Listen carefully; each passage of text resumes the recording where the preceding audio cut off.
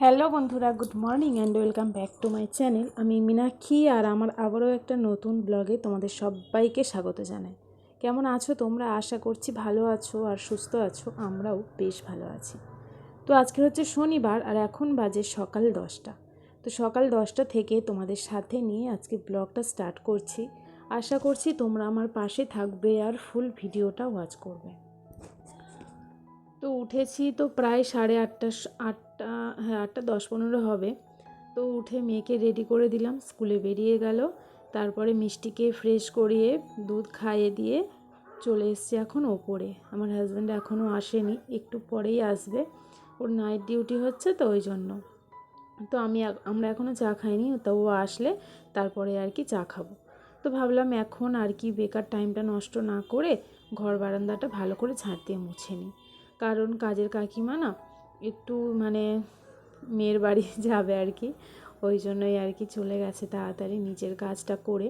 আমি বলেছিলাম আমি করে নিয়ে আসতে, অনেক তাড়াতাড়ি এসছে তো, আর বলেছিল এরকম একটা তাড়াহুড়ো আছে, আমি একটু তাড়াতাড়ি গেলে ভালো হয়। তো আমি বললাম যে আমার তো তেমন কোনো কাজ নেই, আমি ঘরটা মুছে নিয়ে তুমি যাও। বলতে ওই যে দেখো মেয়েকে রেডি করে দিয়ে বার করে বাসাতে তুলে দিয়েলাম, দিয়ে এসে তারপরে এখন আমি চলে এসেছি ওপরে ঘরটা ঝাঁট দিয়ে মুছছি। তো এই সবে আমার হাজব্যান্ডে ঢুকলো আর কি, ঢুকলো ঢুকেছে একটু আগেই, ঢুকে ড্রেসটা চেঞ্জ করেছে আর এখন অন্য ড্রেস পরে ওই ফ্রেশ হলো আর কি, ব্রাশ ট্রাশ করলো, করেই এখন ওপরে এলো। তো ওপরে এসছে, এবার আমি দেখো তাড়াতাড়ি করে ঘরটাগুলো মুছে নিচ্ছি, কারণ ও যেহেতু নাইট ডিউটি করেছে, খিদেও পেয়ে গেছে। তো এই খাবার দাবার একটু বানাতে হবে, আবার তো একটু ঘুমানোর ব্যাপার আছে না। প্রতিদিন এখন নাইট ডিউটি মিনিমাম 6 দিন করে হয়। তো এই যে দেখো আমি শুধু ঘর বারান্দাটাই মুছে নিচ্ছি, আর সিঁড়িটা না মুছবো না।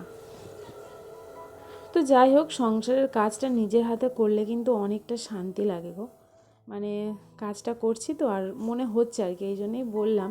আর তোমাদের কাছে এই কথাটা আমি সবসময় শেয়ার করি যে নিজের সংসারের কাজ নিজে হাতে করার আনন্দটাই, শান্তিটাই একটা আলাদা, তাই না বলো? তো যাই হোক, ঘর বারান্দাটা মুছে চলে এলাম নিচে, এসে একটু চা করে নিলাম। চা খাওয়া হয়ে গেছে মাদের, শুধু আমি আর আমার হাজব্যান্ড বাকি ছিলাম। তো দুজনে এখন চা খেয়ে নিচ্ছি, আর রুটি এনেছিল ওই স্লাইস, তো সেই দিয়েই এখন খাওয়া হচ্ছে। আর বেলায় ইচ্ছা আছে এই রুটি দিয়ে ডিম টোস্ট বানাবো।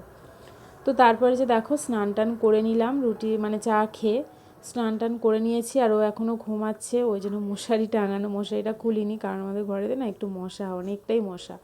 তো আবার কিন্তু টাঙিয়ে দিয়েছিলাম কোনটা। তো এখন স্নান করে পূজাটা দিয়ে দিচ্ছি। আর রান্না বলতে আমি কিচ্ছু করিনি, কারণ মা করেছে রান্না। আমার এরকম কাজ টাজ করলে উনি রান্না করে সেদিন। তো আজকে রান্না হয়েছে শাক ভাজা, ওই আলু, তারপরে সিম দিয়ে খেসারি ডালের যে কড়াইটা না মাঠে হয় এই সময়, তো সেই কড়াই শাকটা ভাজা, মুসুর ডাল হয়েছে, পেঁয়াজ আর শুকনো লঙ্কা ফোড়ন দিয়ে, আর হয়েছে ডালের সঙ্গে আলু ভাজা। উচ্ছে ভাজাটা এমনি করা হয়েছে, আগে খাওয়া হবে।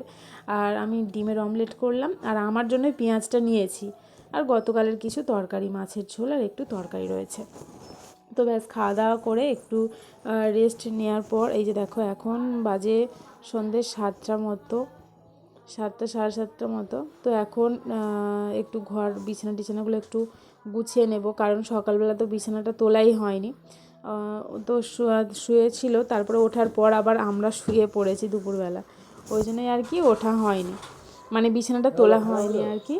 তো ওই জন্যেই এই যে দেখো এখন টাইম আছে সন্ধ্যেবেলা, ও আবার নাইট ডিউটি বেরিয়ে গেল, যাওয়ার পর আমি এই যে দেখো বিছানাগুলো ঠিকঠাক করে নিচ্ছি।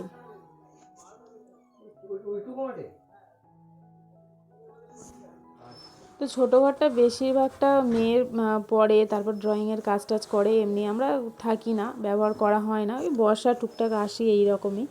আর তো বেশি নোংরা টোংরা হয় না চাদরটা।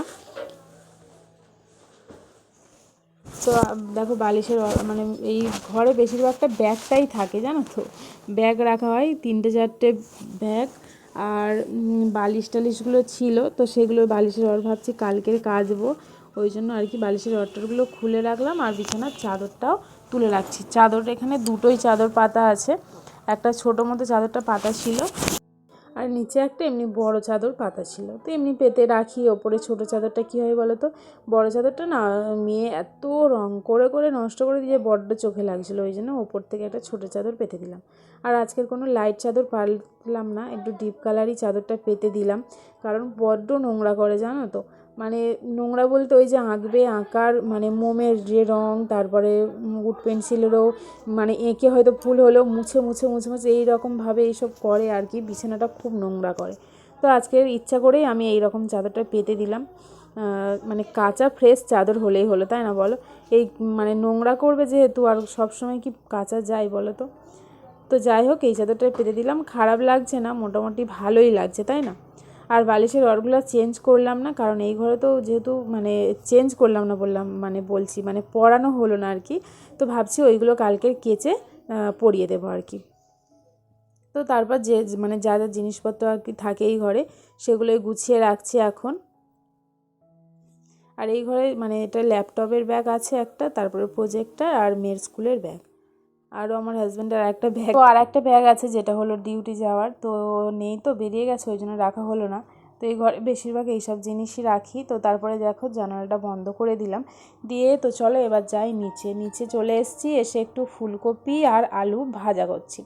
ফুলকপিটা একটু না হলুদ দিয়ে মানে ভাপিয়ে নিয়েছিলাম, নিয়ে তারপরে পেঁয়াজ দিয়ে তারপরে আলু ফুলকপি ভাজা, মানে সন্ধ্যেবেলা টিফিনটা করেছিলাম, মুড়ি খাওয়া হয়েছিল।